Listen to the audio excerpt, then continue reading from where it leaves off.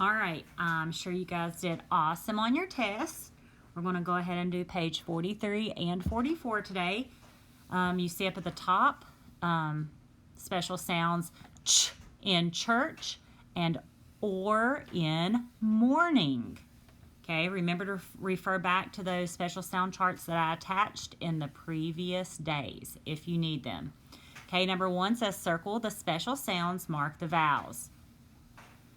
First word is bench, pork, crunch, north, sandwich, Lord. Okay, go there to the blue part where it has that big paw print on it, and it says every sentence has 2 parts. The first part tells us who or what the sentence is about, and the second part tells us what happened. Okay, so we see the first sentence, our dog digs in the mud. Okay, so the first part of the sentence, who or what is it about? It's about a dog.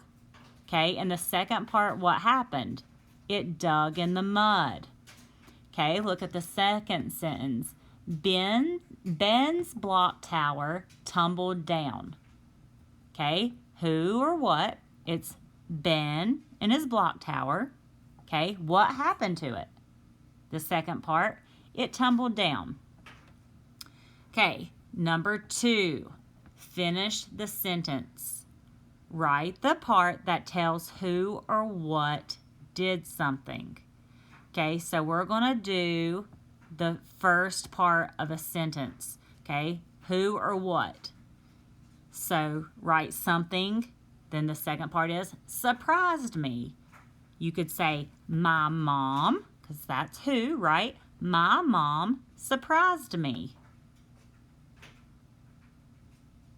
You don't have to use that one. You can come up with your own, but it shows who in the first part, and then the second part was done for you. What happened? She surprised me. Okay, down to the next line. Has a blank space. Came to visit. Okay, you could say our teacher came to visit.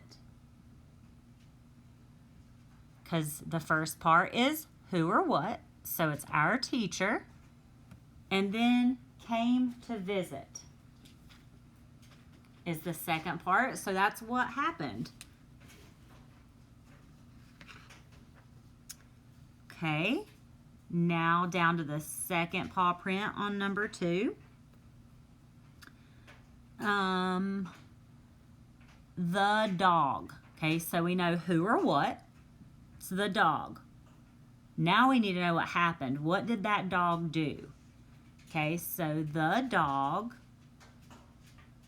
dug a hole. That's what the dog did. Or you can make up your own. But we know who it's about or what it's about, so then we need to say what happened.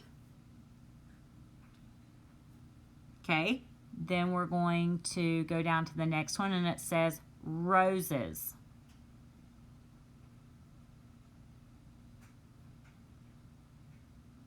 What are we going to say? We know who or what. Okay.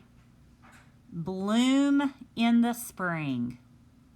So that's what happened. Roses is what it's about. And what did they do? What happened? They bloomed in the spring. Okay, you guys do not have to do the dictation part, but I do want you to think about some stuff. I'm going to read just a couple of sentences, and I want you to decide where the line should go. In between what 2 words we should divide it. Okay, the first sentence is, my family went on a picnic. Okay, the line should be after family, between family and went. Because who is about? Family. What happened? They went on a picnic. Here's the next one. Dad built a fire. Who's it about? Dad. So we know that. So we're going to put the line after Dad because we have who over here. Now on this side, we need to see what happened. He built a fire. Okay, next, we cooked hot dogs and hamburgers. Who did? We did. Okay, so the line would come after we. And what did we do? We cooked hot dogs and hamburgers. Okay, last one. Jacob and I roasted marshmallows. Who? Jacob and I. So after I, we would put the line. And then what did Jacob and I do?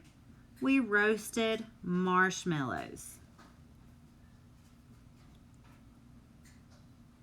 Okay. Flip over to page 44.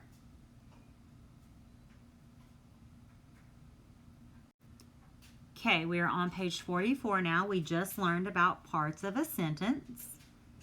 And there are two parts.